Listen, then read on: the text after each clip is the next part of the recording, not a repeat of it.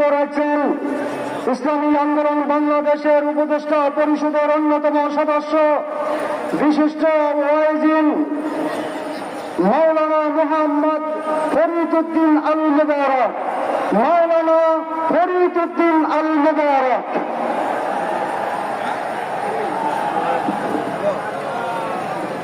আসসালামু আলাইকুম ওয়া রাহমাতুল্লাহি ওয়া বারাকাতুহু। আজকের এই ঐতিহাসিক মহাসমাবেশের সম্মানিত সভাপতি, বাংলাদেশের বিভিন্ন অঞ্চল থেকে আগত ইসলামী আন্দোলনের নেতৃবৃন্দ, কর্মীবৃন্দ এবং বিশেষ করে আমার এলাকা ফেনী থেকে আগত ইসলামী আন্দোলনের নেতৃবৃন্দ, কর্মীবৃন্দ, মঞ্চে উপবিষ্ট জাতীয় নেতৃবৃন্দ, আমি একটা কথা আজকের সমাবেশে একটু আপনাদের থেকে জানতে চাই। ইসলামী আন্দোলন বাংলাদেশ কি আওয়ামী লীগের দালাল? কি বলেন আপনারা? আওয়ামী লীগকে এদেশ থেকে বিতাড়িত করার জন্য বৈষম্য বিরোধী ছাত্র আন্দোলনের সাথে ঐকমত্য পোষণ করে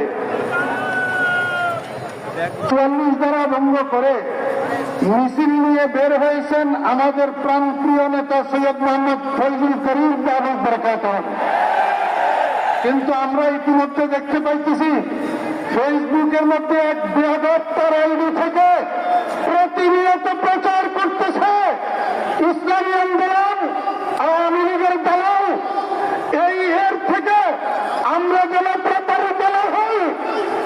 কোনদিন ইসলামী আন্দোলন কারো শুধু আওয়ামী লীগ নয়, কারো দালাল ছিল না, বর্তমানেও নয় এবং ভবিষ্যতেও ইসলামী আন্দোলন কারো দালালি করবে না।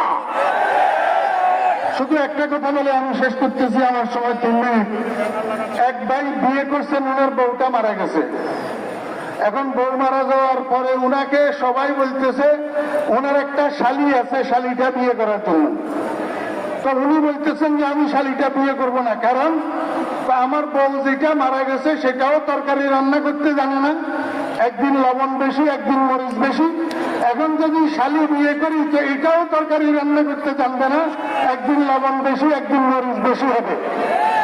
আমার ভাইয়েরা, আমি আপনাদেরকে বলতে চাই, আমাদের দেশের পরিভাষায় বলে আগের বউয়ের শালী, অর্থাৎ আগের বউয়ের বোন, মানে এটা আগের বউয়ের শালী। ওই আগেরটা যেরকম পরেরটাও সেরকম। খবরদার, আগামী নির্বাচনে আমরা যদি আগের বউয়ের শালী বিয়ে করি তো আবার আমাদের দেশে কখনো লবণ বেশি, কখনো মরিচ বেশি।